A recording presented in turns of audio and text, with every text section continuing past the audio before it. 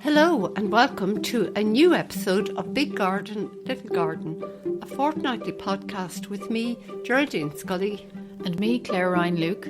We're here to encourage you to start growing and stay growing, no matter how big or small your outdoor space, and to find joy in the process. Before Claire gets a word in, I'm going to start this episode on a warning note against myself almost. If you have snowdrops in the garden and they're coming up all over the place now at this stage, they should be well up really.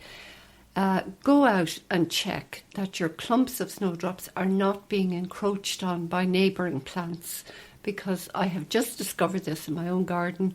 I sort of felt maybe there weren't quite as many snowdrops as I had in previous years. Went searching and several clumps, and I mean several, had been encroached on by neighbouring thuggish, for want of a better word, perennials. So I did quite the clear out, and that has brought in the light and the air that they need, and I'm hoping they'll catch up, because they really should have been done earlier, and my bad that I didn't do it. So go out and have a look. Claire, you've been very quiet about your forced bulbs. You were talking a lot about that before Christmas, but you didn't come back to us on it. So was I going on a bit? Yeah, you were just a bit. Well, I haven't been that quiet now, because I tried to record a video the other day about my lovely hyacinth bulbs that are filling the house with fragrance and colour, and I'm thrilled with them. But okay, so they are up. Sorry, they are up. Yeah, they are. Now, just to go back, I did try to film the video, and the sound of my phone was horrific, so I had to go back and delete it. So I might do a different update on them for the Instagram page. Okay. Anyway, back to the actual bulbs. So very interesting this year, actually, in terms of timing and the bulbs. They were later to flower than they usually are, despite me doing exactly the same things, which led me to think that you can provide the most perfect conditions, but you can't always control everything, and the bulb's going to do what the bulb's going to do. Yeah, I think you can't control everything. You can control almost nothing. It's interesting though, because we had a mild winter. You would so far, you would almost expect they would have come earlier, but instead it's later. Followed the same, we say, calendar and same actions, but there was a different outcome. Yeah, so I showed in the video back in October on the Instagram page how to pot up bulbs that we talked about, forced bulbs being pre-treated, so they basically think winter has already happened, so they'll flower earlier than they ordinarily would outside. But put them into the shed for the usual 7 or 8 weeks to let the roots come down. Then I brought them inside where the heat and the light will draw out the flowers, and you get to enjoy then flowers through winter, hopefully at Christmas when you don't have other flowers. And no, they didn't flower in time for Christmas, which was interesting. Okay. Yeah, it was maybe the second week of January. Now it is fabulous to have them now. I mean, January can be a bit gloomy, let's be honest. Yeah, absolutely. Yeah. And, they're white, I think. They're white. They all white? Yeah, I had some, they're lovely. I had some lemon ones as well, but they're very slow, which is really interesting. The white ones have all come up and flowered, and they're beautiful. But I also, if people remember, I had also done Narcissi paper whites. Oh, yes. And I had the opposite problem with those. Okay, right. They came out early.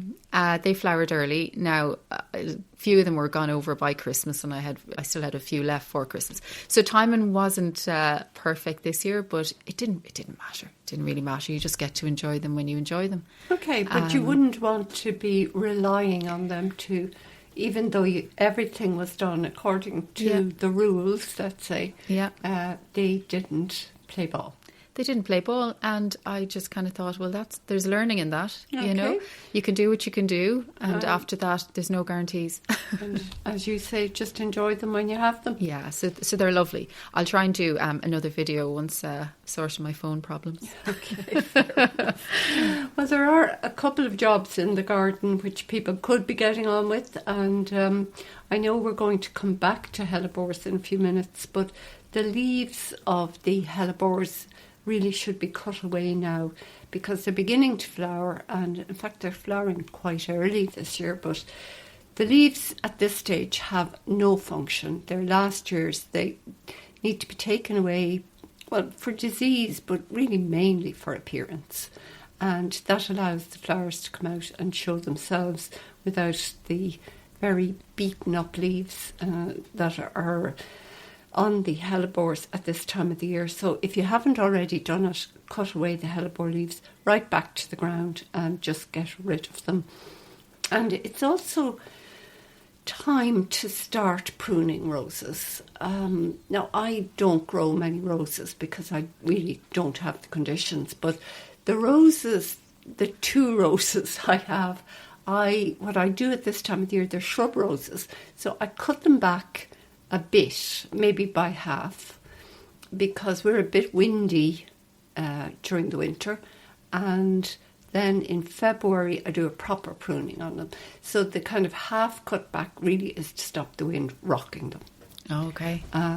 But you can, it seems, prune them completely now. If you don't want to have to do the job twice, just prune them. But I just prefer to prune them right back in February because you can see the buds. To me, it's clearer at that stage what to do. I probably need to have a look at my 2 then as well, the Bring Me Sunshine. David yes, Olsen. yeah. I must I mean, check even that in out. pots they need to be looked after. So, well, maybe more especially in pots they need to be looked after. But anyway, it's time to start thinking about that. Very good. And I'm going a little bit back and forth all over the place this week, but it just occurred to me I wanted to say something else about forest bulbs. That last year when my bulbs had flowered and went over, these were all indoor forest bulbs, I ended up going out in March, early March, and I planted them. I have a video of that as well that I can put on the Instagram page just to see would they flower, the following year or what to do with them. So you planted them in the garden? In the garden, okay. sorry. Yes, No, not in pots. But I just buried them and then I left the foliage to just die down itself. Okay. Because I'd read somewhere to do that. And then, just forgot about them. And this, in the last couple of weeks, actually, I've noticed, and I know it's them because I did actually sow them in a line. So okay. Exactly what you would tell me not to do, Geraldine. Well, you're learning. I'm learning, exactly. But it was useful that I actually was able to tell that the flowers coming up are the ones that, now they've broken through and they've grown a bit. So it'll be very interesting to see how they flower and how they turn out, because it's kind of nice to, I had a lot of these like bulbs last year and I didn't know what to do with them. So they might have a second life. There's no reason why not. And leaving the leaves to die back is exactly the right thing to do because that's what feeds the bulbs. I mean, they have no other source of food. So I suppose that's where people, particularly people with small gardens, get a bit irritable about the untidiness. But if you're having bulbs, you need to let them die back naturally. Yeah. And it'll be interesting now to see what flowers. And do they all flower? Are the flowers the same quality? It'll be very, it was a good experiment actually, because we'll say the year went fast. I know I'm not quite at March, but when I noticed it, I was really happy to see it. So there's muscari, there's narcissi gone in there, I lashed a lot of different bulbs in there, so we'll see which ones are successful. Took all your pots, dug a line and stuffed them in. Yeah, I did. Okay. Well, not like might have been a couple of lines, but I see one line in particular is successful. Seems to be doing well. Okay. So I'll come back about that. Yeah, interesting. Yeah. Well, I'm going to sound my second warning note. Red alerts. Yeah, red alert, second red alert. And these are all stories I have to tell against myself, but I'm putting it out there because I suppose I feel if I can forget and neglect things, well then maybe other people can forget and neglect things. I neglected my succulents, which I'm overwintering in the greenhouse. Now I have a small collection of cactus and a small collection of succulents, but I have a lot of aeonium which I have propagated myself. I just love them and I use them outside in the summer. But into the greenhouse I go about 2 weeks ago and I see a lot of very sad looking aeonium and I'm thinking, oh, well, they don't need water now. And then suddenly I thought, well, they obviously do. What are you waiting around for? So I checked through all the succulents I have and quite a few of them really did need to be watered. Now, I'm really good about this in summer. I have a 2-week program of watering for anything that's in the greenhouse. But for some reason, I just took my eye off the ball. Everything's okay, but it's worth going in and making sure that even plants that require very little water do require some water. Okay. And don't make that mistake, because once they're gone, they're gone. But they all came back and they're looking good they're now. Absolutely fine. And they're hardy and tough, and it's hard to kill them, let's be honest. But at the same time, I feel if I'd left them for another 3 or 4 weeks, they would have been gone, or at least, God, very hard to bring back from that stage. So that's just, again, my own experience. So a great reminder, just as you said, the hardiest of plants, you still need to keep an eye on them. And I suppose you go in and you look at things, but you don't always actually see them. So I just felt my eyes had been closed to that problem, and it's, you could pay a big price for not looking after your plants, and there's no excuse for it, really. I know, thankfully you caught them in time, and it's a great reminder for everyone. Yeah, no, they're looking fine. Okay. I'm going to be honest, I brought most of them into the front hall where it's quite cool, keeping an eye on them for the moment. There's a beautiful display, I just saw them. And you have a little project of your own, which I think is fabulous. I do. I'm a big fan of herbal teas or herbal infusions, I suppose, particularly in the evening. I'm gone very quaint. I like my little herbal tea.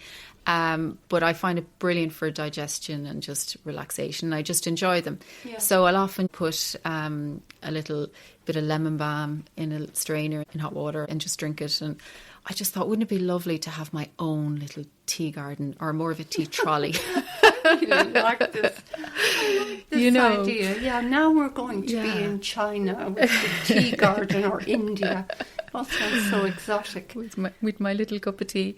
But so what I've done, I've decided I'm purely based on my taste and what I enjoy having. So I have a lemon balm plant already. Lemon balm, yes, it's very nice. And I have lemon verbena. Okay.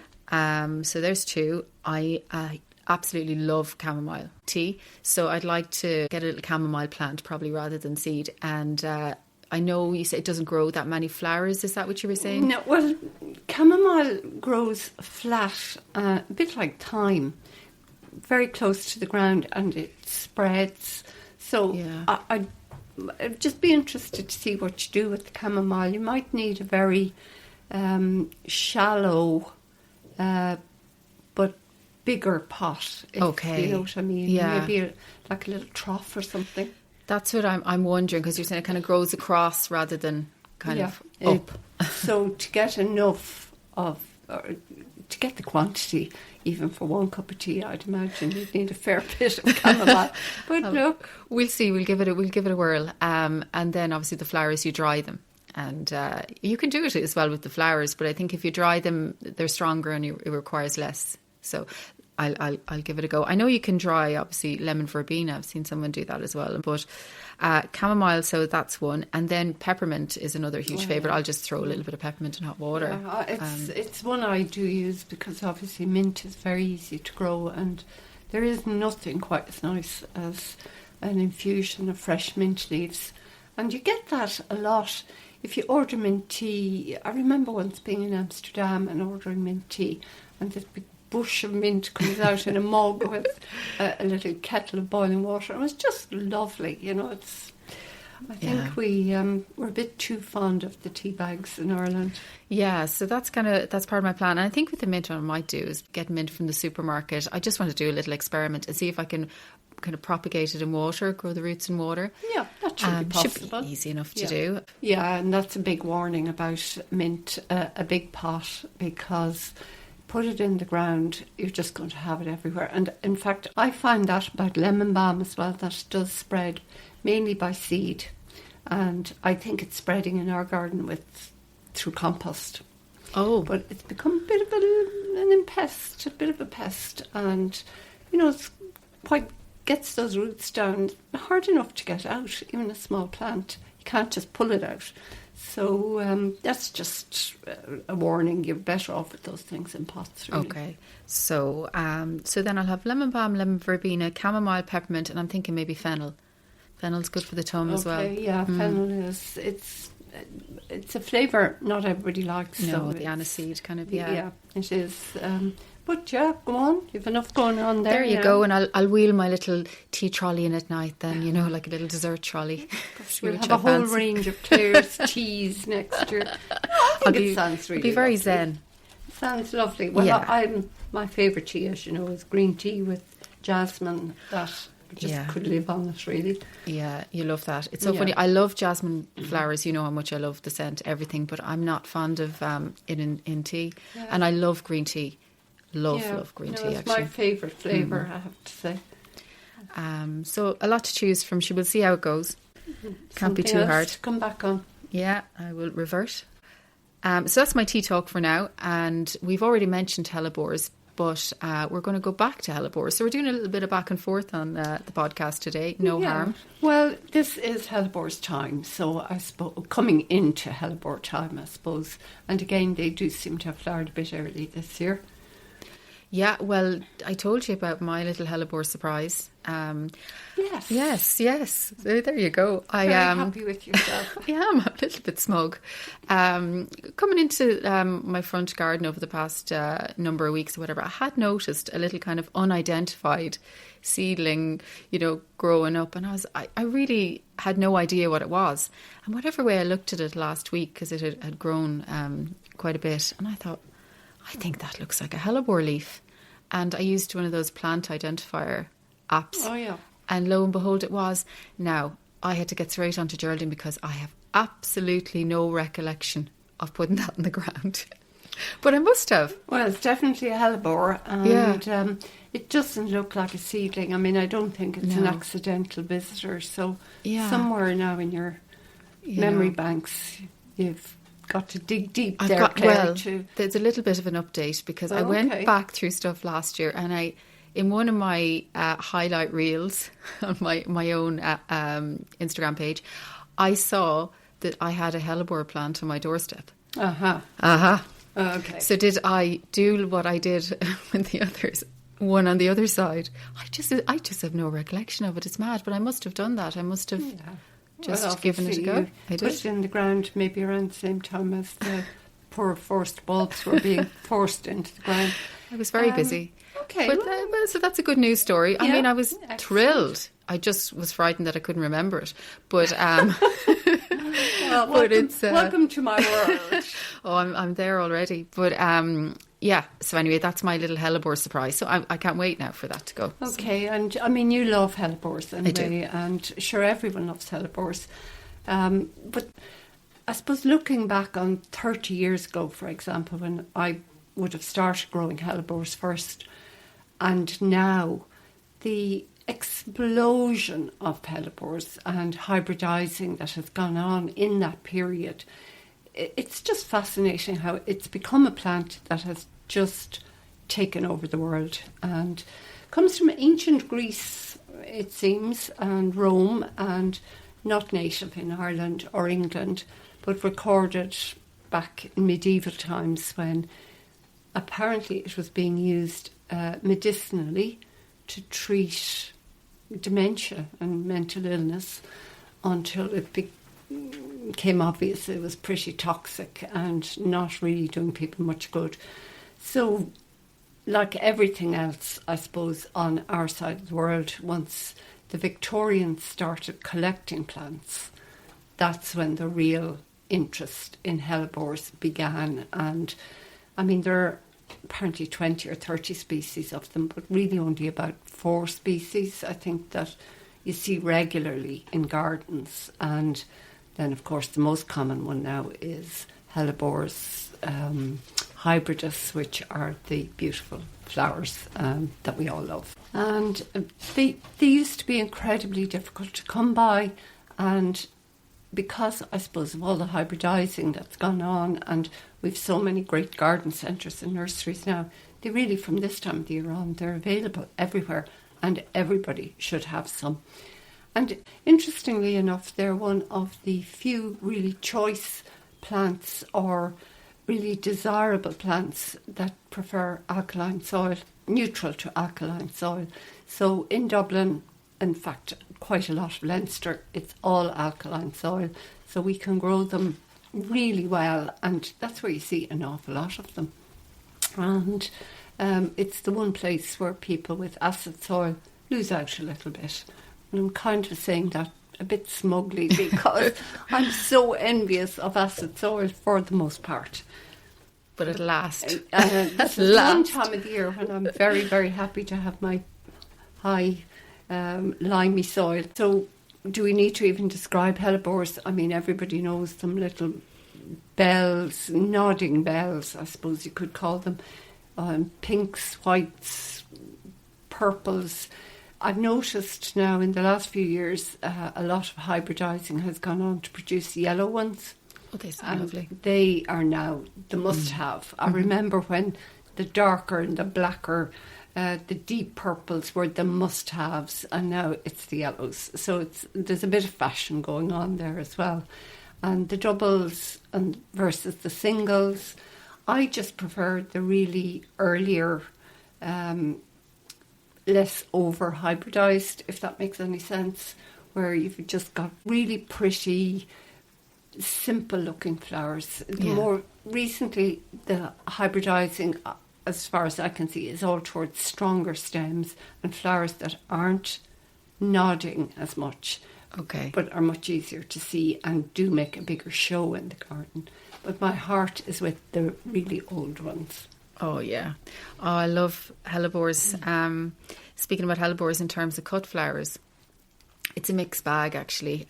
They're really popular and really beautiful. Do you know what they really remind me of, though, as well? They remind me of lots of photo shoots because they photograph so beautifully. You could use them a lot in that, like even just the heads cut, you know what I mean? Doing a flat lay. Yeah. That reminds me of Yeah, it. that is true. And people do, I mean, they're not great cut flowers. I'm sure you can tell us a bit more about that now.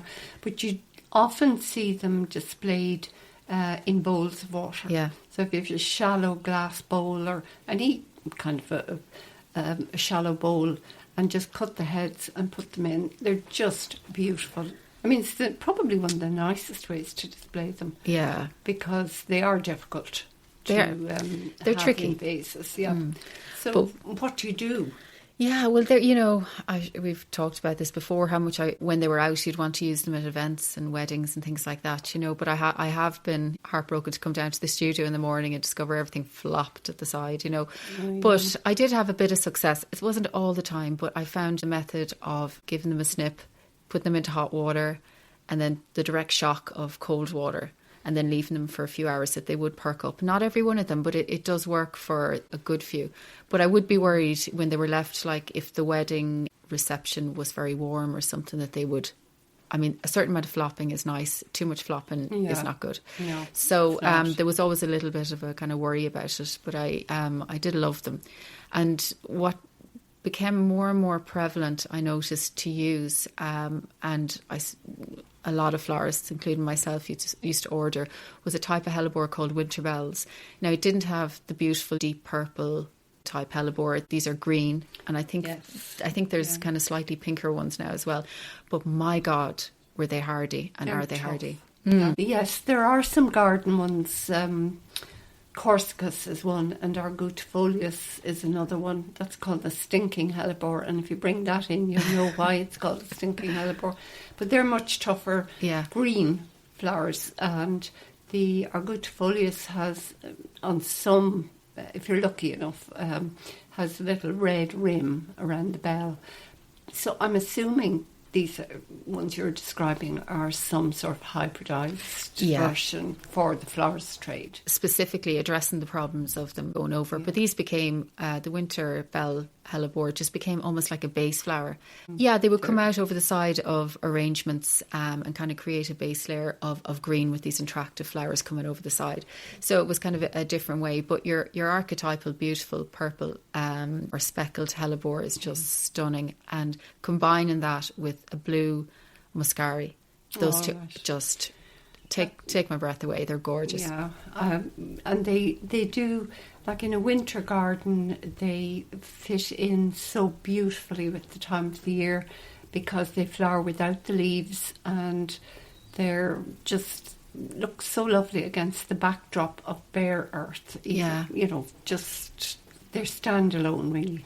Yeah, they're not stunning. but that they don't stand very nicely beside snowdrops as well, but they are really eye-catching and so early in the year. But the first wedding bouquet I ever made was for my sister-in-law Liz, and she and my brother got married in Ireland in February, and we used the dark purple calla lilies and Lovely.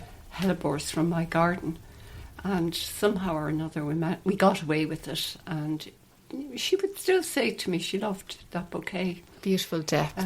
But I never thought of the blue. And now that you say it, I really want to go back in time and make that bouquet again. But sure, I was innocent. I didn't know what I was doing. So the other thing we should say about hellebores is they are actually relatively easy to grow. Yeah. I mean, their requirements are, apart from the soil not being acid soil, once they're established, they're incredibly drought tolerant.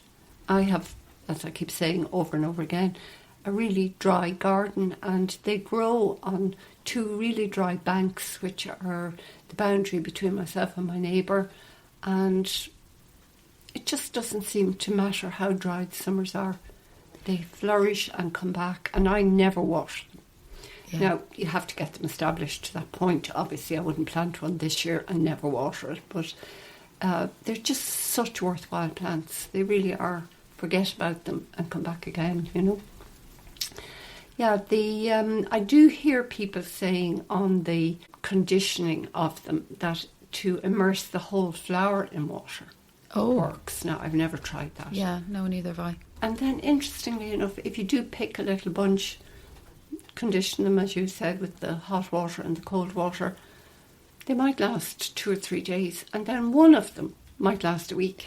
Yeah, but there's completely. no telling which is which. No, it's very unpredictable. And also, what I found very good at hellebores when they're going to seed, they were great for flower crowns and things like that. They were brilliant. Once they get a little bit leathery, I suppose. Leather, exactly. They do. You could nearly keep them out of water at Yeah. that stage.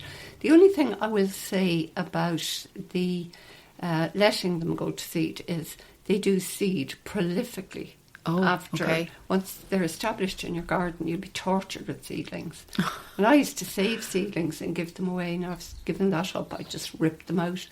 The seedlings tend to be... I've never seen one that had great colour. But if you want to really establish a large area very quickly, hellebore seeds are very easy to grow. Okay. And flower within... going to say 2 years, probably more like 3 years. Okay. But you can get clumps of hellebores fairly quickly. I wonder will mine flower this year. I know it wasn't from seed. I can't confirm anything, but I'm thinking talk to someone with a good memory. I think if it were going to flower this year, you would see a little flower. Oh, okay. Bud. So go and have a really close look at it. I'm going down now. Because certainly all of mine are in bud and some of them are in full flower. I suspect it won't flower so, Geraldine, because I don't think there's any sign. I'll come back. I'll have a look. Yeah, well, if not this year, next year. Next year, I'll have to be patient. It's tough. And so, listen, if someone wanted to get some hellebores, is there anywhere you'd recommend? Now, Mount Venus Nursery in Tibradden, they close for the winter other than for mail order, but they open every February for a hellebore weekend, and this year it's the 14th and 15th of February. So that's a really fabulous place to buy hellebores. Just huge variety and really good quality plants. I've that in the diary. We're going to go. I have too. And get there early, I'd suggest. But Altamont plants in Carlow, who we mention often on this podcast, also have a great selection every year. But most garden centres have some. I mean, you do see a lot of them for sale. And just make sure you're getting a nice, strong plant. And if you can buy it in flower, it is one of those plants that you should buy in flower because you know exactly what you're getting and what suits you. So there are options, but Mount Venus and Altamont definitely recommend. Okay. Before we leave it, Claire, I would say they do grow well in pots. They don't like being disturbed, I think, once they're established. So it is a matter of kind of carefully moving them from a small pot to a bigger pot to a bigger pot. But they will flower in pots. And I have some outside my own front door at the moment flowering. So it's just another option if you have a balcony, if you want to bring some closer to the house. But they don't like full sun. Okay, that's good to know. They wouldn't be very good then at times, I'd say, in my backyard, because that's gets quite a lot of sun maybe. And the pots might be better at the front. Yeah, you might just, well, you see, the option with pots is great. You can just move them around. That's true. Okay, so we'll leave Hellebores for now. And before we wrap up for this week, you had a lovely recommendation if you wanted to go and look at some more snowdrops. Yes, I went to a talk in the Botanical Gardens last week.